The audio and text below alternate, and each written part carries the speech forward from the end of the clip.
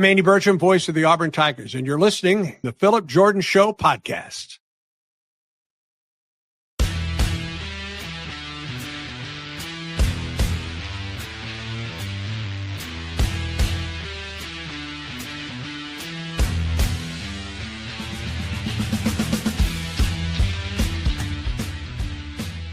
What's up, everybody, and welcome into the revamped version of the Phillip Jordan Show podcast, where we're now more of a Auburn-focused show. I am Phillip Jordan, in-studio host and producer of College Football on 96.9 The Legend, and also I write about the Auburn Tigers over at the Auburn Wire, part of USA Today. As you heard on last week's episode, we had this big episode, kind of like the ending of that era of the Phillip Jordan Show podcast. We're just talking about everything to now transitioning into more of an Auburn-focused show, and we're going to have a fun show today.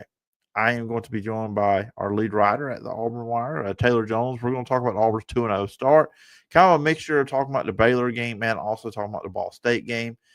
We will also talk about the matchup with South Alabama coming up this Saturday. Taylor will be there covering it. I will be there in the stands as a fan. And then also we'll talk about this Bruce Pearl stuff. How much longer is he going to be coaching Auburn basketball? Then I'll be joined by the voice of the South Alabama Jaguars, JT Crabtree. And we'll talk about South Alabama, their 1-1 start. Just kind of the significance of Auburn playing South Alabama. It's the first time ever these two schools are playing in football. They play in other sports, but first time on the gridiron. And also kind of get JT's thoughts is there any recipe? Is there, any things maybe South Alabama can do in this game, kind of make some opportunities for themselves? And I'll also ask him, what's the ceiling for South Alabama this season? I'll give my pick for the game, and I'll also get some thoughts on some SEC matchups for this weekend. You can check out the Phillip Jordan Show podcast on Apple Podcasts, Spotify, wherever you get your podcasts. If you're on Apple Podcasts, please follow, rate, and review. Leave a review, and I will read it on a future edition of the show. And if you leave just 4 stars, you're just a straight-up hater or an Alabama fan.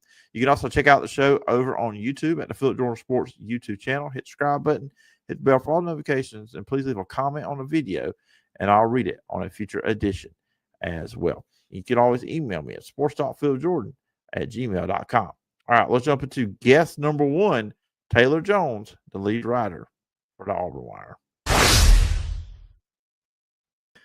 Everybody join me next as my Auburn guest for this week is our lead writer, our fearless leader over at the Auburn Wire. That is Taylor Jones. And Taylor, appreciate you joining me once again. Hey, good talking with you again, Phillip. And it's a lot of fun around the Plains, especially through the first 2 weeks. So I'm happy to talk about the Tigers with you. A lot more positive after 2 games than it was last year with Auburn, because we would have been coming off the Cal loss this time last year, and Auburn had probably turned the ball over 20 times in 2 games, only 1 time so far. So it's a lot more good vibes around the program right now. Yeah, that's right. And coming in, there's not really a lot to gripe about either, which is the good thing. Of course, coming out of the Baylor game, you win by 2 touchdowns, but you look at the passing stats, you're like, oh, we have these great wide receivers. Why are we not getting them the ball more? And Jackson Arnold only has 108 yards. That's not, something that pops off the stat sheet, but they were able to make up for it a little bit last week. Jackson Arnold passes for over 200 yards. He throws for a few touchdowns. Jeremiah Cobb, makes his debut, probably going to get a lot more carries this week as well. So, and then the defense, my goodness, you can't really say, anything negative about what they've done the last couple of weeks too. And, just like Auburn's offense with the passing game, their defense, the Tigers defense got their passing woes situated as well. And they're really going to be put to the test this week. But for the most part, Auburn's 2-0, and there's not really a lot to gripe about either. I feel like that's something we haven't had to experience haven't experienced in the last few years. So it's very exciting to see where they're going through 2 games. I know, and after the Baylor game, I felt like the biggest gripe was the secondary, the defensive backs. They gave up a lot of yardage to Baylor and Sawyer Robertson. But I think now you got to feel better about it because he did it again against SMU. So it's not just Auburn. Sawyer Robertson is just going to put up yardage, and they have a lot of talented receivers at Baylor. So I think that's now a thing where people could look back to that Friday night game and say, yeah, they gave up a lot of yardage, but it kind of looks like everybody's going to give up a lot of yardage to that Baylor team.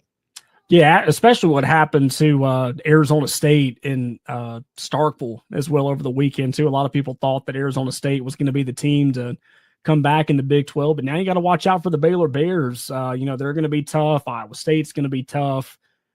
We know Kansas State's not going to be. That's the one thing for sure in the Big 12 that's just not really doing a lot of impressing so far. But, the Baylor Bears may be the team to watch, especially with the offense they put up the last 2 weeks. So, we're hoping that that's the case the rest of the year. We hope that Baylor ends up with an 11-1 record because that makes the Auburn record look really good. And if Auburn does their part too, maybe that could help Auburn get into the college football playoff, knowing they got a 2-touchdown win over a team that could possibly win the Big 12. So, keep doing what you do, Sawyer Robertson. We really appreciate watching that over here.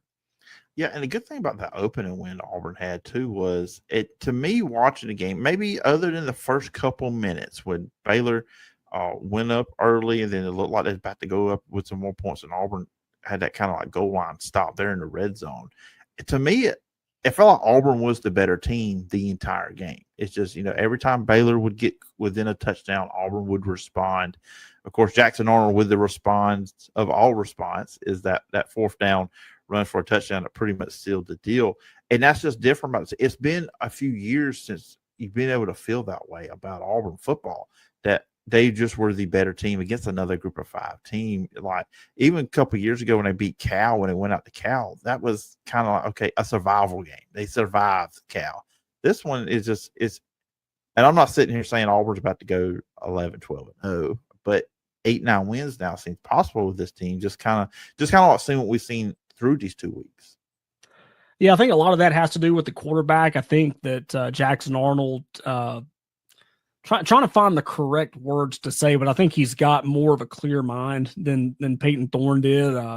Regardless if it was Peyton Thorne's doing or if he just got overwhelmed and made some questionable decisions or did some things he probably shouldn't have. Jackson Arnold, doesn't seem to do that.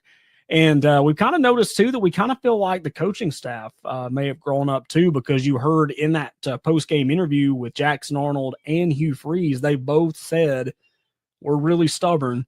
We know that we have really good receivers, but we had to swallow our pride here and know that we were kicking Baylor's tail running the football, and that's what we've got to keep doing. So if the stat sheet doesn't look as great as we want it to, that doesn't necessarily tell you the whole story of the rest of the game. We saw that on that 4th down play. Jackson Arnold runs it to the left side and basically untouched to the end zone. They could have thrown it there. They could have thrown it to Eric Singleton. He could have had some speed on the edge. They could have Randy Mossed it up to Cam Coleman. Probably could have had a head tap there, but they didn't do it. They saw a hole in the middle of the defense, and they went right through it. So I think that's probably the 2 biggest things offensively is that you've got a different quarterback back there that kind of allows the offense to flow through him a little bit. And I think the coaching staff has learned a lot in the last couple of years too, that, hey, you don't have to force every single thing, or you don't have to do you don't have to make status quo on 4th downs too. You can do whatever the defense gives you. And if you trust in your team, you can make it happen. Yeah. With that though, I think there's been some Auburn fans that are they've been wanting to see, and Hugh Freeze wants this too as well, and Jackson Arnold, the big play with these receivers. Because, that's what, talking about that. This is the strength of the team. I look at this team as the best group of wide receivers Auburn has had since the 2014. Right. With Arunshadu, Manu, Taylor, and Mix. That's just kind of how I see it. And I think this group is deeper than that one. We just look at the talented players that we don't even see on the field that are there at Auburn at that position. Any concern, though, that we haven't really seen the big play? Eric Singleton had a couple big plays, but we haven't seen that of Cam Coleman yet. Baylor played the 2 high safeties, but we didn't see against Ball State. Just any worry on that? I'm not really sure either, because I think there's just so much depth there at wide receiver, and I'm even guilty of this myself too. When you and I were both writing about this team over the summer, and we're thinking, they're going to have Eric Singleton. He's getting a lot of buzz. Cam Coleman, of course, is getting a lot of buzz. Malcolm Simmons kind of had some trouble there, but turns out that he ended up being clear. He's now going to be a threat. We're hoping Perry Thompson and Bryce Kane makes the big jump. But the one guy that we really didn't talk about was Horatio Fields. Mm-hmm. And we knew he was going to come in from Wake Forest. He did a really good job at Wake Forest. Can't remember if he was the leading receiver. He was at least one or two. I can't remember which one over at Wake Forest. But he's really surprised us too. So I kind of wonder if if one or two have an off day, that means two more are going to have good days. Or maybe it's going to be a game where all 6 or 7 of them have a great game all together and there's nothing stopping them. But, it's one of those things that I kind of, chalk up. It's a little too early. We're still trying to figure out what receiver is good in what situation. Maybe something we'll see in Oklahoma in 2 weeks, something we'll see at Texas A&M, and hopefully after a bye week and a night game at Jordan-Hare, hopefully we see that as well in that game. But I still, kind of chalk it up to it being early and us just kind of figuring some stuff out. And I'm hoping in a few weeks that that prediction does come true, that things continue to develop over the next few weeks, and we're not, sitting in 6 weeks in going, man, when's this receiving core going to get it together? But I think they'll eventually get there. It's just you have so many weapons and you're just not sure when to use them at the right time and how it all works out. And it does feel like, and I think Hugh Freeze even acknowledged this after the game Saturday, that they were trying to force the issue a little bit in the first half Saturday against Ball State. He probably went into the game. Look, he would never mention this. You look at the team, you better than that. You were thinking, okay, I should be able to do these things, and kind of felt like they were forcing it. I think too, because they were forcing it, Jackson Arnold, they had a couple plays there in the first half where he got sacked, lost the ball. He's holding on to it too long. Of course, we've seen the video during fall camp where he throws his visor down, getting aggravated with Jackson Arnold. But in the second half, I think they weren't forcing things. Basically went back to what they did against Baylor, just give what defense gave them. And look, and he kind of, and I was watching the game, and I didn't really realize it till they actually threw the stat up that he was 24-28. Hugh Freeze talked about on Monday in his press conference that 2 of them were throwaways. So it was an efficient overall day from Jackson Arnold. But it just did feel like they were, at times first half trying to press the issue with the receivers and trying to get the ball down the field. Yeah, going back to that video over the summer, I remember reading the comments on X and Instagram and TikTok and whatever, and everybody's like, oh, Hugh Freeze, he's made a mistake. He doesn't like this quarterback. And the whole time I'm looking at it going, throw the ball. Like, that was just the big things. Like, I understood Hugh Freeze's frustration there.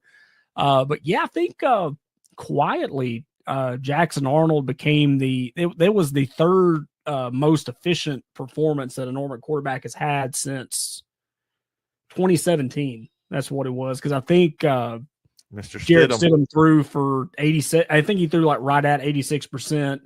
And then Bo Nix had a game in 2021, I think, where he threw 90%. And Jackson Arnold was, I think, 85.8 was the percentage that he had. So he ended up having a pretty efficient game. And it just kind of makes you wonder if we'll see a little bit of that this week against South Alabama, and maybe a little more as SEC plays in the next couple of weeks. Yeah, and and me and you talked. I felt we talked on YouTube on the show you were doing, or maybe it was here on mine. The running backs. How do you replace Jarquez Hunter? I think that was a big question. I think they've done well if they can keep them healthy. That's kind of like the issue right now. Is Damari Alston game time decision for Saturday against South Alabama. Darrell Robinson, which I think is a guy a lot of people think eventually could take over that lead role coming over from UConn. He apparently got a freak injury they didn't even know about till after the game on Saturday. He was bleeding on his thigh. They had to send him to Birmingham, all that stuff. So it looks like Saturday, unless Damari Alston's able to go, we're going to get a heavy dose of Jeremiah Cobb, Omar Matson, too, Auburn High player there where he was at before. But again, if they keep this group healthy, they have a lot of depth at running back, and I think replacing Jarquez Hunter is not as big as a question after 2 games as maybe we thought it was going into the season. Yeah, the running game is just amazing through the first 2 weeks. You're speaking of Damari Alston. I think the best quote of the Baylor game came from him, and it wasn't even on the record. It was something as he was leaving the press conference: taxes, death, Auburn's going to run the football. And that is so, it's so refreshing to see that, because It was almost like, like he said, death taxes, Auburn's going to have a 1,000-yard rusher. Auburn hasn't had that in the last few years. I mean, you even think back to the 2012 game, Trey Mason went over 1,000 yards in the Alabama game, and of course, make Nick Saban mad that they were still trying to play, even though they were down by a wide margin. But Trey Mason, like even in the 2012 season, rushed for over 1,000 yards, and Jarquez only did it once. I think Tank maybe did it once in his career, and he was a multi-year starter, so it was kind of a thing that had kind of gone away from Auburn's identity for a while too. So yeah, the run game is doing a great job so far. Jeremiah Cobb had a career performance, and I knew that he didn't have as many carries as Jarquez or Damari coming into the year, but I was shocked at just how little he had. I think he had in his freshman year had 170 yards total, had 141 last year, had 2 touchdowns his freshman year, 0 in his sophomore year. And he's now like well exceeded that. He almost reached his best season ever in one game. Had 121 last week. Was close to getting that 140 that he had as a sophomore, and even better, than that 170 that he had as a freshman. So if it's the case where he's got to carry the load again, I'm pretty confident in that. Possibility we could see a little bit more Omar Mabson, which is a kid that's kind of like the Ryan Williams situation over at Alabama. You're going to be hearing a lot of times. He should be playing for the Auburn High Baby Tigers right now. He should be finding a date for the homecoming dance. He should be doing this. He should be doing that. And he's 17 years old. And then when A-Day comes around, if it ever becomes televised again, he should be getting ready to go to the prom. You know how it is. And he decided to come out a year early, go play at Auburn. And I also kind of wonder, too, with the Darrell Robinson injury, and if Damari Alston's not going to be able to go this week. Of course, it's still early. We don't know if he's going to be out or not. But kind of wonder if Alvin Henderson's going to get some looks, too. That's a guy that coming in had a lot of hype around him, but just really has not jumped off in fall camp so far. And you hear Hugh Freeze talk about the running backs. He, of course, talks about Damari, talks about Jeremiah. And has really said a lot of good things about Omar Mabson, but Alvin Henderson, you just really haven't heard all that much of. So I kind of wonder if he'll get an opportunity to get some game action, and that will kind of progress his development as we go on too. But yeah, the running game is just phenomenal right now, and I'm excited to see where it takes the team. Yeah, it was interesting, and it made me actually think about Alvin Henderson with this, because obviously you know where I'm at in here down in Dothan. So obviously I saw a lot, covered him on my high school football podcast. But last week, Hugh Freeze spoke to me, I think it was Thursday, and he was asked about Mabson, and he said, I feel comfortable with him running the ball, but it's the other stuff. And I feel like he was alluding to pass protection. Yeah. And I got to thinking about that with Alvin Henderson, at least with Omar Mabson. At Auburn High, they do throw the ball. I mean, that's part of their They're a balanced attack. I mean, he was a big focus of their offense there, but they do throw the ball. He came from Elba, where they were running that single wing offense where you may throw the ball 5 times. And there was a couple of times, Taylor, he was the one throwing the football on some trick plays for them. So he's not used to pass protection at all. So I kind of wonder too. And obviously, look, it is what it is. You're going from 1A football to playing in the SEC. As great and as talented as he is, that's a big adjustment too. Yeah, it's kind of like watching Jaquez Wilkes play at Wadley High School right now. I mean, you look back at the state championship game from last year, Wadley attempted 2 passes, and both were incomplete. So it was basically Jaquez and a couple of his teammates running the ball the whole time. And watching some of the videos this week of Wadley playing Fayetteville, I mean, it was just he could probably hurt people if he wanted to, but he doesn't have to. It's just, run the ball. I'm going to run 5 miles per hour, just dodge to the left, dodge to the right, kind of like what Alvin Henderson did at Elba too. So, it's kind of an adjustment for him right now. So we'll see how well he goes. And, you brought up Omar Mabson. That was the one of the things that Coach Freeze talked about in his press conference on Monday, was that that's something that he's going to work with Mabson on this week, especially if he's going to get more carries and more time in the offense, because, running the football is good, but he didn't have a chance to pass block, didn't have a chance to really do anything else that running backs are supposed to do to make an offense run. So I expect that to be a point of emphasis this week, and we'll see just how much he absorbs this week at practice when the Tigers play on Saturday. The defense, and we talked about a little bit how they, how people were, I think, maybe overreacting to the yardage that Baylor got against all defensive backs. Auburn's running defense was really good in that game. Baylor has a good starting back. I know their backup running back was out of that game, but they have ability to run the ball. I think Auburn's front's been really good. And look, yes, they're playing Ball State, but they got after their quarterback. I mean, left and right on Saturday. And we all talk about Keldrick Faulk, but Kieran Crawford, I mean, what he's doing, I mean, he's already, I think, got more sacks this year than he did all last year. I mean, he has been a monster for this Auburn defense up front. And of course, Hugh Freeze talked about that on Monday in the press conference. Yeah, Kieran Crawford has just done a great job so far. He's been a menace on that defensive line. Another guy that has really impressed me so far, and I almost as the season goes on, I hope that he continues to play well so that I can say that the Auburn Wires and the Xavier Atkins site, it's a Xavier Atkins fan site, because he is he's really done well, and I think he's the product of what a change in scenery can do in the transfer portal, because coming in basically had no stats, had a really good high school career, but no stats at LSU. He comes into Auburn and he's thriving immediately. And he's got 10 tackles, 5 in each of the last 2 games. And of the 5 that he had last week, 4 were for loss, and he had 2 sacks.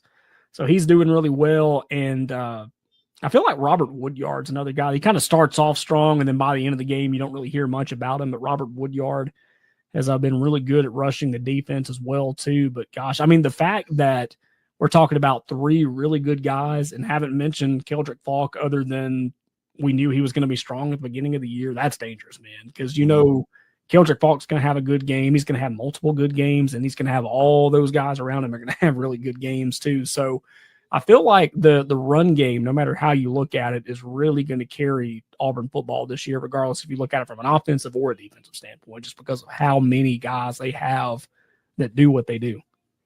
I feel like with Keldrick Faulk, I feel like there's going to be a game against a really good team this year that Auburn's probably not supposed to beat, that he's just going to go off and just wreck the game. I just have a feeling that's going to happen in Georgia. Of these weeks. I'm calling it now, Georgia. Not game, Jordan Hare, Georgia. That's the one. Yeah, I mean, they got the win when Cam Newton's jersey's being retired, right? I would hope so. And that's long overdue. I mean, that should have been done a long time ago.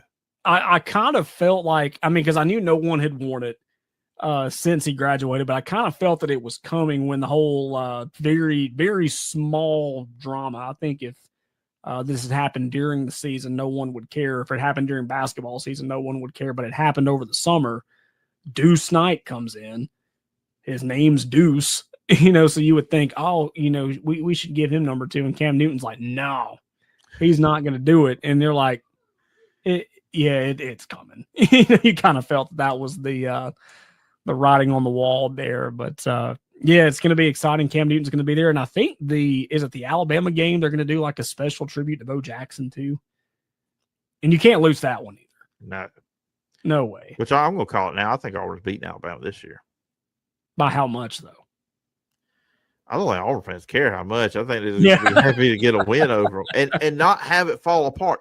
I keep bringing this up to people. The last 2 times Alabama's come to Jordan Hare, Auburn should have won. Right. If Tank Bisbee does not run out of bounds, Auburn wins. But then again, that was probably good because Harsin may have got a little bit extra rope and kept his job a little bit longer. And then, of course, the Gravedigger, Jalen Milroe, Auburn should have won that one. So the last 2 times, Auburn is due and is at Jordan Hare to get Alabama. And what we've seen from Kalen DeBoer, he can't win on the road. Everybody and all these Alabama fans excited about 73-0. It's losing them in a row. And I don't care if they beat Wisconsin 73-0 until you go on the road, and you do on September 27th to Athens and win a big game on the road. That's my thing. And at Missouri, at South Carolina, I don't mean to make this a trashing Alabama podcast, but and then they're at Auburn. I mean, I think they probably could win at Missouri, but that's not going to be easy at South Carolina and then having to come to Auburn.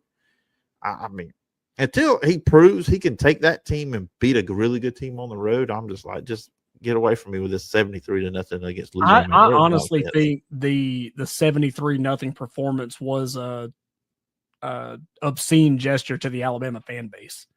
I think that's exactly what it was, where it's like DeBoer needs to be fired. And I've got to give Alabama fans credit. I have never thought about how many creative ways you could use his name. He is, we need to detour.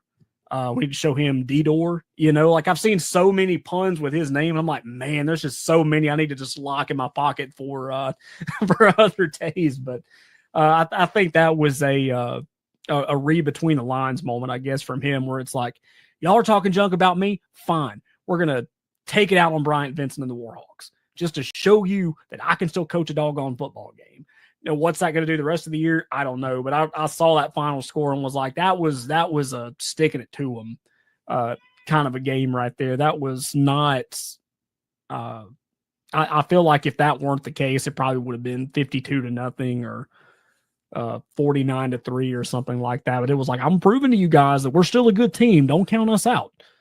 But conspiracy theory on that. Another reason why they did the blowout. I wonder if the higher ups at the university said, look, we were mad that UAB came back a few years ago. This man used to coach at UAB. Blow him out. I'm just kidding. I'm just kidding, everybody. That's just a lot. Even though ULM lost 73-0 to Bama, UAB fans still want Bryant Vincent there. Don't get it twisted. I think they don't want Trent Dilfer. No, obviously not. There's a coach that's in the area of high school that I cover. He played tight end at UAB under Watson Brown back in the early days of the program, and I just kind of asked him about it. I said, just kind of what's your thoughts and everything going there? He said Trent Dilfer is the worst thing that the University of Alabama at Birmingham has ever done, and he said that's above shutting down the program. So it's pretty bad. And I've always been a fan of Trent Dilfer as an analyst, and he obviously did go as a high school football coach, Hank Brown. Yeah. I mean, I see when Hank Brown entered the portal, I thought for sure he was going to UAB. I would have put money on it if I were a betting man that he was going to be at UAB, but I was surprised. I've been surprised that he hasn't been more successful. I just figured he was a good coach. But anyways, we kind of went off a little bit on a tangent. One more thing about Trent Dilfer, and it's kind of goes back to when I was a producer for a sports talk show back in the day. This was over 10 years ago.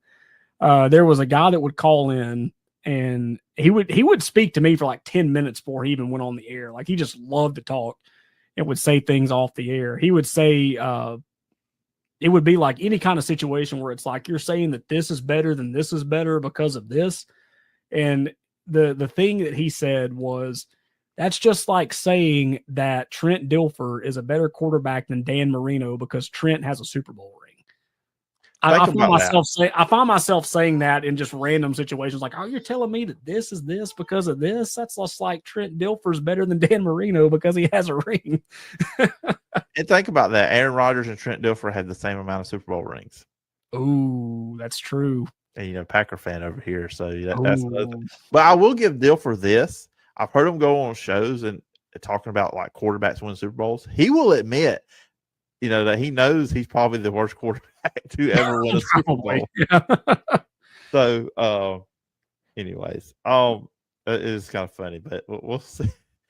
I guess we can mark this segment up as the UAB talk of the podcast. Yeah, there you go.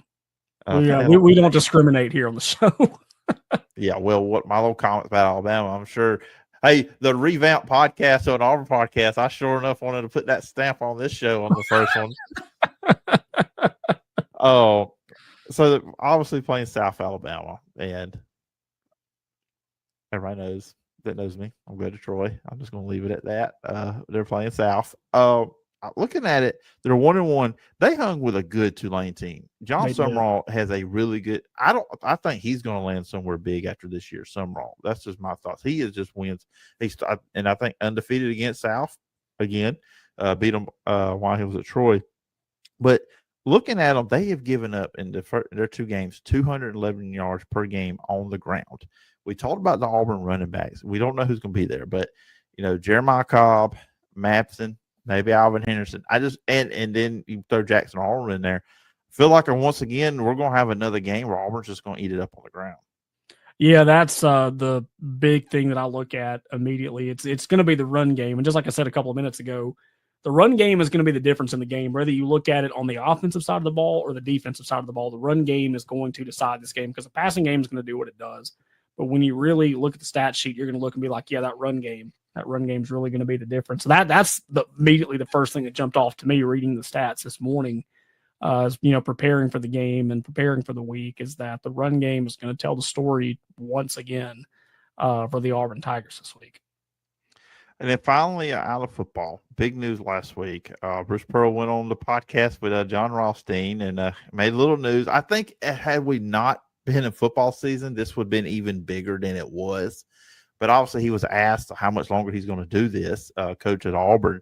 And he said not too long. I think he was also on Feinbaum and said he has 5 years left on his contract. He doesn't foresee that he may not coach all of them, which I think it's the worst unkept secret out there is that Stephen Pearl's, I think everybody feels like he's going to be the next coach at Auburn when Bruce does retire. How much longer do you think Bruce is going to be coach? Because honestly, after last year would have been a good exit, get to the Final Four. And I kind of wonder, he has political aspirations. We talked off air. Maybe he's going on the Tommy Tuberville trajectory of things. And maybe if this team I've never said I'm going to be in politics. I've never said that. You never said you are. You never said you're not. But the things you are talking about on your social media and everything, we're not going to get into all that. Just trust me. Yeah, that is not this show. Go check out Clay. We only hate on UAB and Alabama on this show. Yes. We don't do the other stuff. But I would just wonder if, say, Auburn has a really good year this year with this team. Of course, look, it's going to be interesting beginning of the year with this Auburn basketball team. Just so many new players outside of Tahai Pettiford. Another successful year, maybe year or two. I mean, you kind of could see maybe he steps away. What do you think? Yeah, I would think so too. And he kind of mentioned a little bit. I can't remember if it was on the Rothstein podcast or if it was at the speaking engagement that he was at, where he also talked about it. He said he wants to go out on top. And so I think, you want to go out on the top of your game, which is a respectful thing. You don't want to, kind of be in a situation where you're just not as good as you once were and people are beating up on you, which I kind of feel like I know Mike Gundy hasn't, won anything like, the Nick Sabans of the world have or anything, but I kind of feel like that's where he's at right now. He's been at Oklahoma State for ages, and he's won some big games. Yeah. At least probably a little bit before that. I'm waiting on I'm a Man, I'm 60 that should be coming out in the next. Not to cut years. you off. He was the guy that replaced Les Miles. Ooh, that's how long he's been at Oklahoma State. Speaking of guys that dwindled, Les Miles, but you don't want to be in a situation where you're winning key games and you're in national championship talks, you're in conference championship talks. And then you get 69 dropped on you in Eugene. You don't want that situation. You don't want, the Vanderbilts and the Missouris and all to catch up with you. You want to kind of go out when you're still, thumping them on the nose. I would say probably another year or two, as long as Auburn's still doing well. And either Stephen Pearl or Mike Burgermaster, I think, would be another guy that could come in and run the program. He's going to run the program somewhere. I just don't know where. Those are two guys. I kind of feel like if he's like, okay, once I feel that you're ready, Stephen, I'm handing you the keys. But I'm hoping we at least get 2 more years out of Bruce Pearl. I don't want this high that we're on right now to just drop out of nowhere. It just feels like they're preparing Stephen Pearl for it because of all the media things. He's doing a lot of media stuff I think that Bruce Pearl used to do, radio hits and stuff like that. I kind of wonder if Bruce Pearl and just Auburn overall is trying to prepare him to be that. Yeah, and he handles the media thing very well. Do you remember the post-game interview with Andy Burcham after the Alabama State game in round 1? I think that lit a fire in that team. It did. And I'm glad that they got the message because dropping one to Creighton like that would have would have been brutal. But yeah, I think I kind of see your point there. I think that he is kind of grooming Steven for that position, and we could see another Pearl at the head coaching job in the next few years. Yeah, so it'll be interesting. But of course, we got South Alabama coming to Jordan-Hare on Saturday, 11:45, SEC Network. I'll be there in the stands as a fan. Taylor will be there covering it. But Taylor, where can people find you if you want to check out all your work? You can check us out at auburnwire.usatoday.com. Of course, game days every week is busy. We've got it kicked off right now with early betting odds, early predictions. Auburn's in the AP poll for the first time since 2021. That's another stat that just makes me sick that it's been that long, but thankfully Auburn is there. And then we'll have some comments from Bruce Pearl, Freeze during the week, maybe Bruce Pearl too, if he decides to do something noteworthy this week. But we'll have that. We'll have a behind enemy lines feature coming out this week. Going to be talking with the voice of the Jags, JT Crabtree, who's coming up next on this podcast. Yeah, there you go. He's double dipping with the Auburn Wire this week. Of course, we'll have in-game coverage too. And then on Sunday, we get to look forward to Phillip's column that he's writing on Sunday, giving his post-game thoughts. Great stuff from him on the run game on Sunday. So if you haven't checked that out, be sure to go back and watch that as well. But yeah, anything going on Auburn and South Alabama, auburnwire.usatoday.com is your place to go. Follow us on social media on Facebook at the Auburn Wire and at the Auburn Wire on X as well. All right, everybody, go check Taylor out. Check out all our work over at the Auburn Wire, and also don't forget about our guy Brian too. Right. He got some great stuff too. But Taylor, appreciate you coming on the first episode of the revamped version of the show, being more Auburn focused. But I appreciate it. It was all fun. Hey, we appreciate you, Phillip, and we'll talk to you down the road.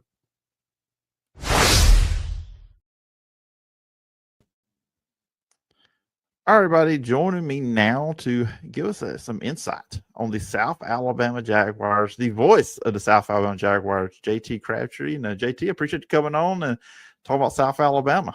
Yeah, appreciate you having me on here, man. Should be a fun one here this weekend. It is. And looking at it, and I just got to think, I know this thing got scheduled back in 2019, so it's finally here. As in college football, you schedule things 100 years in advance, and then we finally get it. But cool deal that South Alabama and Auburn playing for the first time.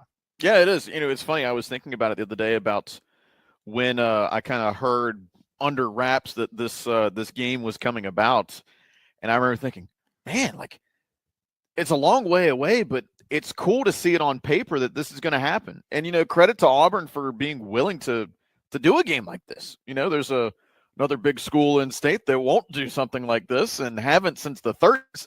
But I think it's great that South Alabama gets a chance to go to Auburn. We play them in pretty much everything already, everything else, every other sport. And so pretty cool to be able to have an opportunity to go to Jordan-Hare Stadium, see what we got.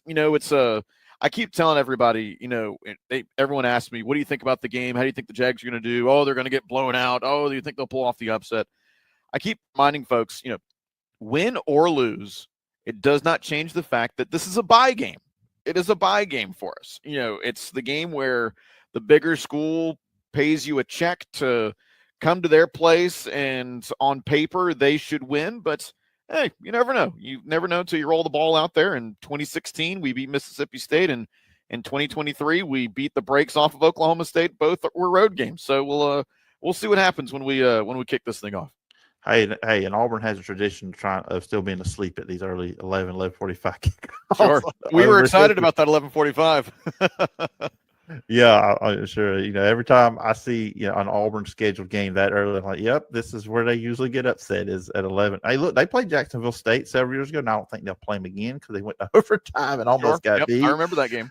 And then, hey, I wish they would throw UAB. And look, where I go to school, Troy, I wish they would throw them a little bit. But, I'm glad to see the South Alabama matchup. It's fun to see two in-state schools like that. Outside, no offense, Alabama State or Alabama A&M on there. 1-on-1 start for South Alabama, beat Morgan State in the opener, and then close loss to Tulane. Got an early lead, got down, fought back, was within a 2-point conversion of sending it to overtime. Just through these two games, what's been your overall take on the team so far? Yeah, game one, we went in with, like everybody in the first game of the season, you go in with a lot of question marks and you wonder, who do we have on this team this year? And we knew with Tulane coming up week 2, we could try to keep it as vanilla as possible to not give anything away.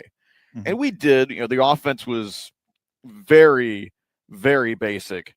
And so we still went into game 2 against Tulane with a lot of the same questions we had going into game 1. And lo and behold, all we had heard about Tulane coming into that matchup was, of course, how good their defense was. At the time, they were the leaders in the group of 5 for the college football playoff at the end of the season, from ESPN's metrics at least. And so we knew that it was going to be a good team coming to town. John Summerall being the former head coach at Troy, we were familiar with him, of course. And so we knew we were in for a challenge when they were coming to us. And you mentioned it. We jump out 14-0. We were playing with our hair on fire to start the first quarter. And credit to Tulane, they didn't go away. They rattled off several unanswered points. They were up 16 with 5.5 minutes left to go. And, we're kind of thinking, all right, we had a shot, couldn't hold on. But credit these Jags, man. They just kept on fighting. We score with 5.5 minutes left to make it a one-possession game, scored with a 2-point conversion to make it a one-possession game, got a 3-and-out defensively, and then with a little over 2 minutes remaining, we charged down the field, scored another touchdown, and like you said, we were a 2-point conversion away from forcing overtime. So, I was really, really encouraged from what we saw this past weekend against Tulane. Again, Tulane is a very good program. They're a very good team right now. They dominated Northwestern week 1, and I know Northwestern isn't the cream of the crop of the Big Ten, but still, ESPN was showing graphic after graphic about how Northwestern's offensive line was bigger than the Chicago Bears, and Tulane's defensive line dominated them. And we held our own against Tulane. Mm-hmm. And so I feel a lot better after that performance. Of course, you'd love to see a win for the Jags, but I feel good about the performance.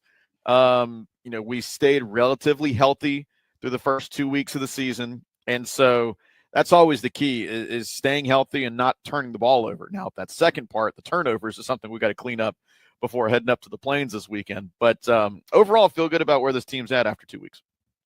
And just the overall, just the matchup playing Tulane, that just seems like a natural, could be a rivalry that you kind of wish you could see a little bit more. Sure. Yeah, two cities entrenched in Mardi Gras culture over the years.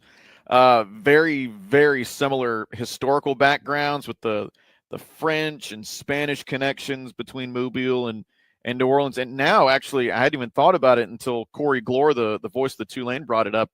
There's now an Amtrak line between Mobile and New Orleans, so it's only about a 3-hour train ride between the two cities. It's only 2.5-hour drive, but there's a train option now to come back and forth. I would love to see us play regularly in football. I'm with you.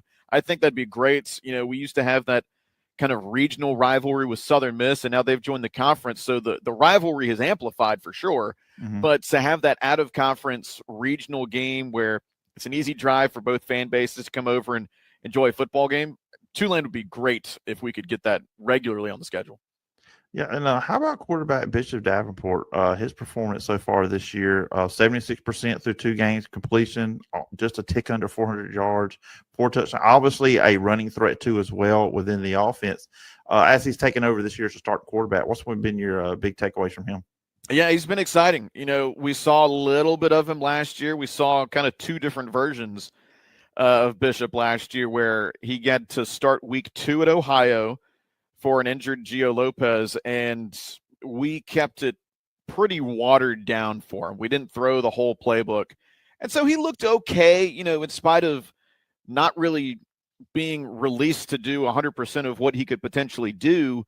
We still lost that game by only 1 possession. And so when we got to the bowl game at the end of the season and Gio wasn't playing and Bishop was going to start, you always wonder, we've only seen this guy in 1 other start, and it was okay. Are we going to get that again? Because it's probably not going to get it done here in this bowl game. And we did not get that. We got something much better with Bishop at the end of last season. I mean, he looked great. The training wheels were off. He had no restrictions. He fully ran the offense. His vertical passing was great.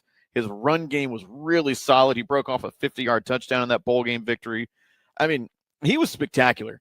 And so when you go into the summer and knowing that he is the guy and he is going to be QB1 and he's not going to be necessarily battling for playing time or figuring out the offense because he's comfortable with it. He's been here now 3 years. He has been really, really impressive. And again, week 1, we kept it very vanilla. I think he maybe ran a designed run play one time against Morgan State week 1. And then week 2, this past weekend against Tulane, we had several designed QB runs. We had 3 of them on the first drive alone, including the one that capped off the drive for a touchdown. You know, the guy likes contact. He likes physical running. He doesn't slide. He didn't slide once when he carried the football this past weekend against Tulane. He loves it, man. And, you know, his vertical passing has really come along. He doesn't have as many weapons as he's had in years past. We graduated 4 senior wide receivers last year. And so to have the guys that he does have available to him, he's able to make it work, make plays happen. And I've been really excited about what he's shown so far. Yeah, talk about one of the receivers, Devin Voisin. I mean, he has been electric. 15 catches, 221 yards, 3 touchdowns. Big game against Tulane there. 8 catches, 152, and 2 touchdowns. Just, you know, obviously he had dealt with some injuries last couple of years, but just the way he's coming out, I mean, he has been on fire this year. Yeah, so he's far. been great. He's been spectacular. You know, he was the missing piece we needed because when we graduated so many receivers, we were looking at the roster last year and I was like, man, you know, if Voisin doesn't get another year back, you know, keep in mind he's a 7th-year player, so he got an extra year. We didn't know if he was coming back this year, and if he wasn't coming back, there was not a lot of experience returning in that position group. And so to have him back fully healthy, you know, he played every game last year, but he was not 100%. At best, he was probably 70%. He tore his ACL week 2 of 2023 after coming off a career year in 2022. Misses most of 22, comes back in 24, and just was not the same. You know, he had put on some weights, which he had to. You know, he had to add some bulk to his legs to protect his knee. Had to play with a knee brace, and so he was sluggish. His cuts weren't very clean. He still contributed. He didn't score a touchdown last year, but he still contributed a bit. But he wasn't the big playmaker that he was in years past. Turn the book now to 2025. He's lost the weights. He's lost the knee brace. He's comfortable with his body again. He looks like a completely different guy. His best year I mentioned was 2022. So far, he looks better than that version 3 years ago, which is really exciting. I mean, he, like you mentioned, the big game against Tulane, he made a great leaping catch to make a midair adjustment, make a defender miss, and break off a 65-yarder. He's looked really impressive. And, you know, the majority of his career, he hasn't been the big play guy. He's been the possession receiver, get us 6 yards, get to the sticks and turn around kind of guy. He's become our threat to do it all, and it's been really exciting. He's not gonna blow you away with speed off the line and just blow by you and hit a seam or hit a fade or anything like that. But the way that he moves so efficiently in zones, he knows how to find soft spots and pockets of zones and whatnot, and his route running is so clean. He can make up for what he doesn't have in his initial speed burst. And he's been really, really excited to watch for these first 2 games. Yeah, he was clutch against Tulane. He scored a touchdown before the 2-point attempt. And then he kind of got things, you know, started off with that 14-point lead and then almost with the comeback there with him as well. So coming up big too for him. Yeah, he's been great. You know, he's going to be the big playmaker for us this year. You know, him, Kentrell Bullock, Bishop Davenport, Anthony Eager, those 4 guys are going to be the primary offensive weapons this season. And I mean, he deserves it, man. You know, he's stuck around here for 7 years. It's unheard of in college football nowadays for one guy to stay at the same school for that long and for one guy to have success at that school for that long. He had some opportunities to go in the portal this past spring and said, no, I don't want to do it. I want to stay here. I can win here. I like it here. They've shown trust in me here over the years. Why would I want to go somewhere else to get more money but less of an opportunity? You know, I love everything here. He's from down the road in Crestview, not too far from here. So his family comes to every game. And so this is home for him. And so it's we love to pump up Devin Voisin because he's the epitome of the modern student athlete in the mid-major college football era. That's for sure. So looking ahead to South Alabama coming up to Auburn for Saturday, 11:45 on the SEC Network. Just from what you've seen from Auburn side of things, what sticks out to you about them? Yeah, defensively, first off, is really, really special what they've done so far, especially stopping the run. And I know that, the numbers might be a little skewed because of what they did against Ball State this past weekend, but still not taking anything away from the performance. They still have to go out there and make the plays. And seeing the way that they swarmed the football, seeing how they use different formations and different schemes so efficiently has been really, really impressive. From a traditional 4-2-5, then quickly switching into a 3-3-5, or even mixing in the inverse, which you never see, of like a 2-4-5 sometimes mixed in there, or 3 safeties in the red zone. There's so many different schemes that Auburn has used so far this year to keep teams on their toes. And it's really impressive. And it's impressive that they have the depth to move guys around as much as they need to make those different changes to still be successful.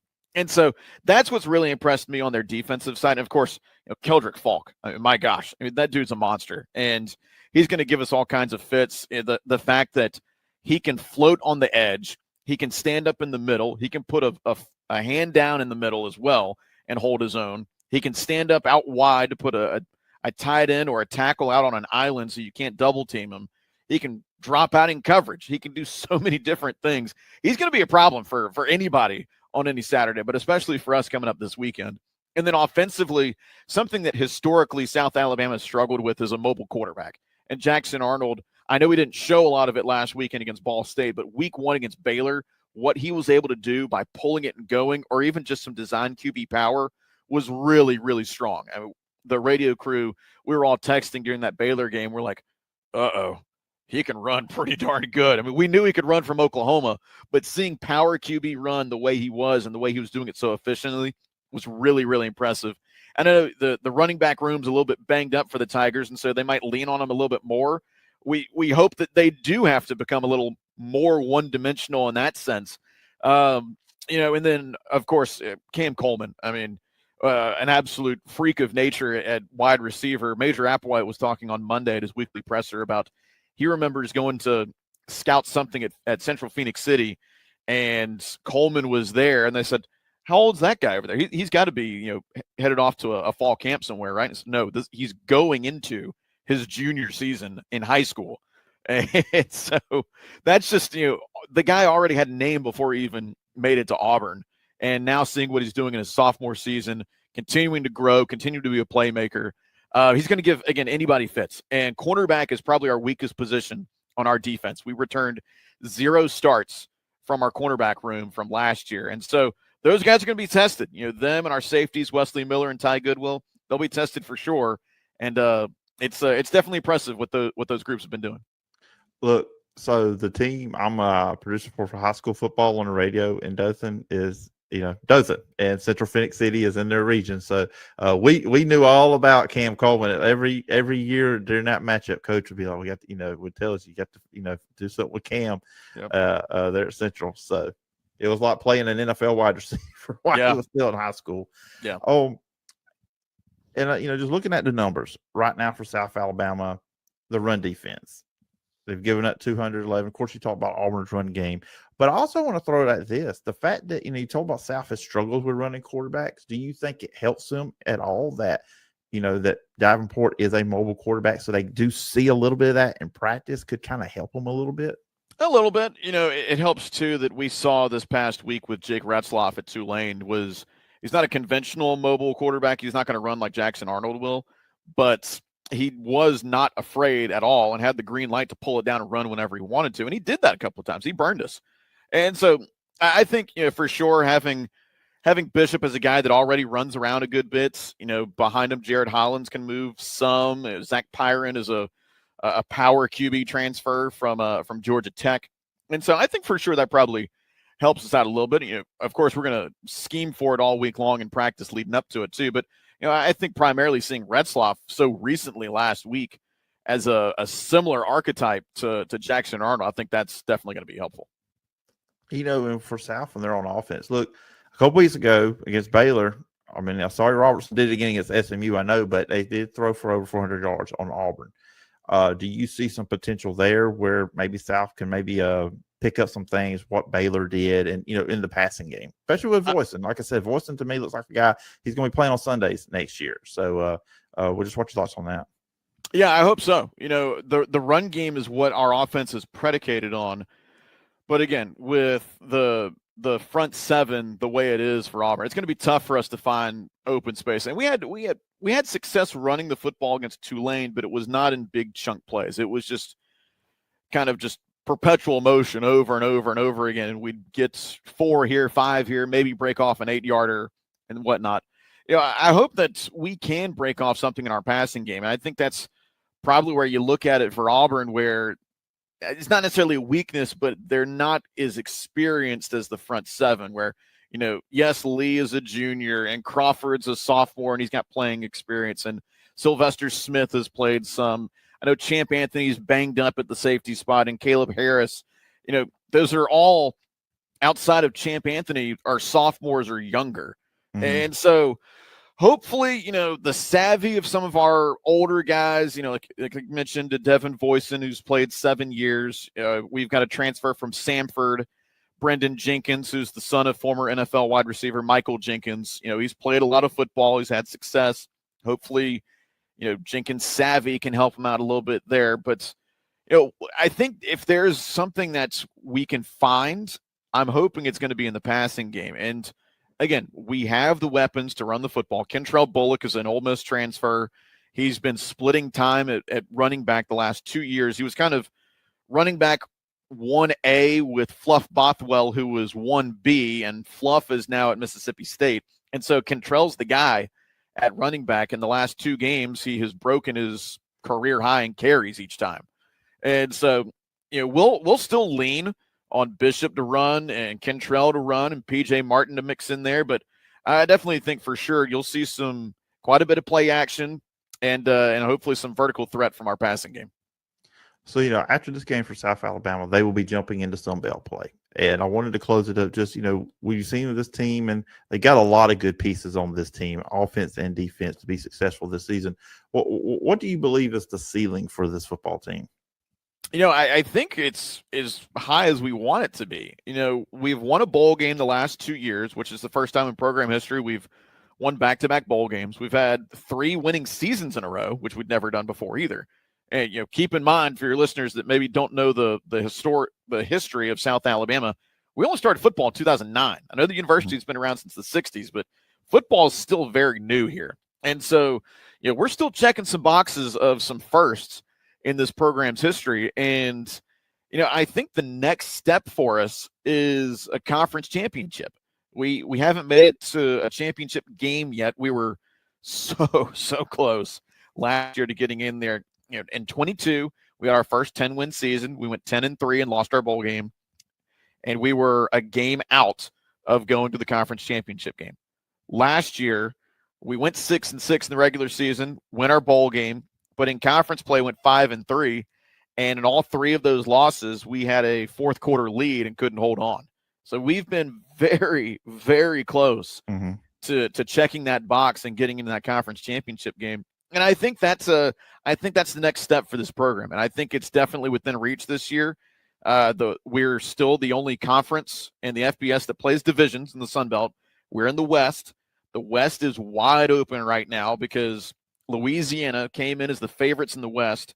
They've lost their quarterback for the year with an injury. Arkansas State's a very talented roster as well in the West.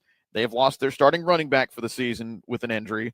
And so the West is wide open right now, I think. And as long as we can stay healthy and just, play the brand of football that we saw this past weekend where the guys didn't give up, they kept battling away and, took a very good Tulane team down to the wire, I think we've got a great shot of, at the end of the season, potentially putting up a new banner in Hancock-Whitney Stadium for potentially a Sun Belt championship. Yeah, absolutely. And as you mentioned, another first coming to Auburn this weekend on Saturday. And JT, I appreciate you coming on, previewing the South Alabama side of the game and just talking about the team overall. But if the listeners or viewers want to check it out, where can they find you? And hey, if anybody just wanted to flip over one of your games this year and listen to the broadcast, where can they find that? Sure. Yeah. So easiest way is usajaguars.com/radio has all of our radio network listings on the Jags radio network and whatnot. If you search on the free iHeartRadio app, just Jags, just JAGS, we'll pop up first thing. We're on a couple of stations for football. We'll have 2 hours of pregame coverage. We'll be up bright and early over at Jordan-Hare Stadium this weekend, and we'll see what happens. All right. Appreciate it, JT, and hope we can do this again sometime. All right. Appreciate it, man. Thanks for having me on.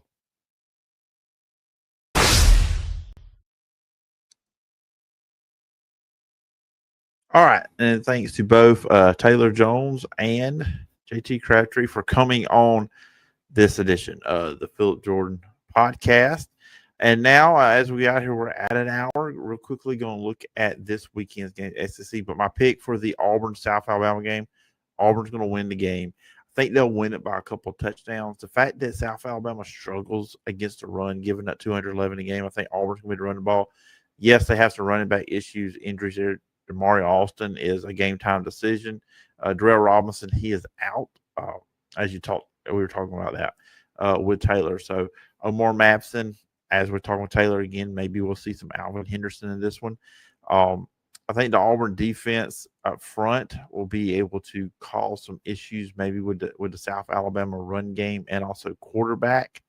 But, Devin Voisin, got to watch him. I would not be surprised if he gets a touchdown or two in this game for South Alabama. But I think Auburn wins the game, I would say 38-14, something like that. Comfortable win. South Alabama gets a couple scores. But South Alabama is a solid G5 team. So it won't be as easy or be 42-3, I think, on the Ball State game was. But we give Auburn 3-0, give confidence as they will go on the road the following week when they play Oklahoma. All right, now let's look at the schedule of games in the SEC overall. What's going to go down in the SEC? This is kind of like your SEC review. Oklahoma will be playing at Temple. Road game. Oklahoma's a 23.5-point favorite. Just coming off the winning of Michigan, an emotional game. Oklahoma should take care of business there. Wisconsin at Alabama. Alabama's 21.5-point favorite. Alabama coming off that 73-0 win over Louisiana Monroe. Look, I'm going to say this about Alabama. They're going to win here. This will tell me nothing. The 27th, when they go to Athens, Georgia, they win that game. Can DeBoer win a big road game? That will answer all the questions around him. Georgia at Tennessee. Georgia's a 3.5-point favorite. Look, Georgia did not look great in this one, but also I kind of wonder if they're trying to hide some things. Tennessee, with Joey Aguilar, he is hitting the deep ball a whole lot better than what Nico did. This is going to be a close game. I think Georgia finds a way to pull it out. I know I'm going to chalk here. Georgia finds a way, but this is going to be an exciting, a well-played football game. I think it's going to be some hard hits, some physical play in this one, but Georgia finds a way.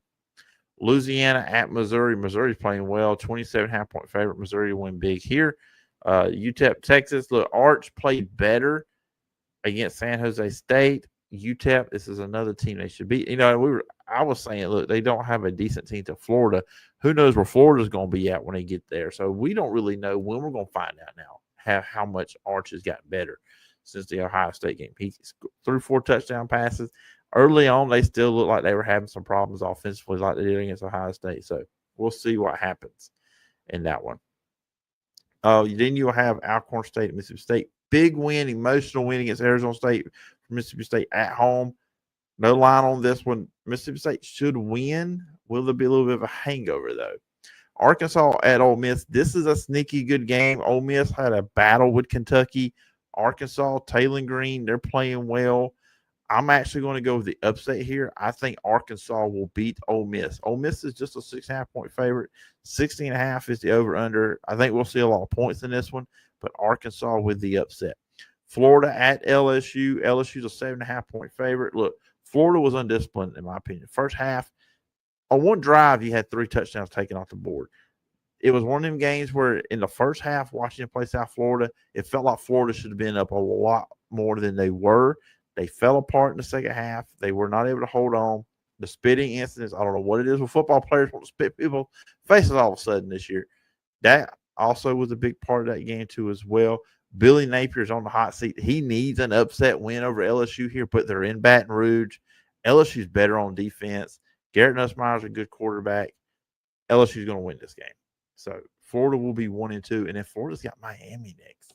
And Miami and South Florida, let's talk about that. That's not an SEC game. On the CW network, probably the biggest sporting event that has been on the CW since the Tree Hill Ravens on One Tree Hill were playing for a state championship game. So I think that's going to be a good one. Miami, South Florida, they're coming from big high. Well, we're going to see. I think Miami will win that game, but still a great start for South Florida. But if they win this one, look out. Undefeated season for the Bulls coming your way. All right, so then you have Texas A&M at Notre Dame. Notre Dame went to A&M last year and won. I think Notre Dame wins here again. I'm not as high on A&M as I was at the beginning of the year. Eastern Michigan, Kentucky win that one. Vanderbilt, South Carolina. That's another sneaky game. Vanderbilt's played well. Both these teams just have wins over Virginia Tech. South Carolina opened against Virginia Tech. Vanderbilt won against Virginia Tech last week. So I am going to go with South Carolina here, but this is going to be a good one. I really think this is going to be a fun football game. South Carolina is only a 5.5-point favorite. Their run game, can they get it going? The Diago Pavia magic of it all. Vanderbilt's a really good team too, so that is going to be one to look out for. So that is your look at the SEC this weekend. This is your look at the Auburn Tigers. I hope you enjoyed the podcast.